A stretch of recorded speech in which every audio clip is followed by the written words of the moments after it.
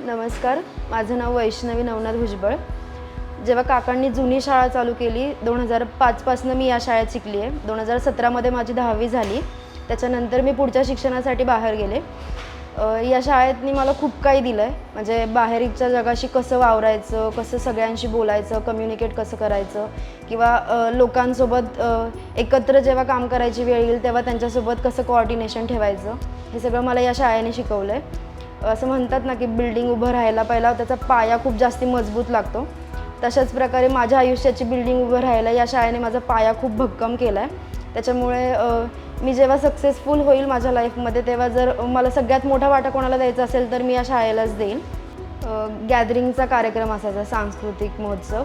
दरवर्षी सांस्कृतिक महोत्सवला सगळ्या मुलांना एकसारखी संधी दिली जाते की असं नाही की तू चांगला डान्स नाही करत तर मग तू डान्समध्ये पार्टिसिपेट नको करू. त्यांना सगळ्यांना एकसारखं म्हणजे सगळ्यांना सेम वागणूक दिली जायची की प्रत्येकाने पुढे येऊन स्वतःच्या कलागुणांना वाव दिला पाहिजे.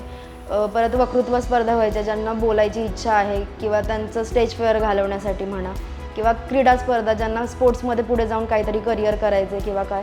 दरवर्षी 2 ते 3 दिवस क्रीडा महोत्सव असतो शाळेमध्ये.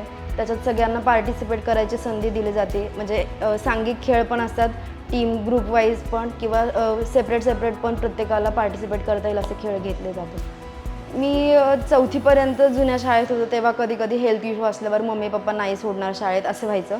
पण मी जेव्हापासून इथं नवीन बिल्डिंग उभी राहिल्यानंतर 5वीपासून जेव्हा शाळेत आले तेव्हा मी 100% प्रेझेंट येणे राहिलेत. भले किती माझी डाऊन असेल हेल्थ तरी पण मी स्कूलला आली आहे. असं कधीच नाही वाटलं की बाबा टीचर्स खूप रागवतात किंवा ते असं इरिटेट करतात म्हणून मला स्कूलला नाही जायचं, असं कधीच नाही झालं. 10वीपर्यंत मी एकही दिवस शाळा नाही बुडवली आहे.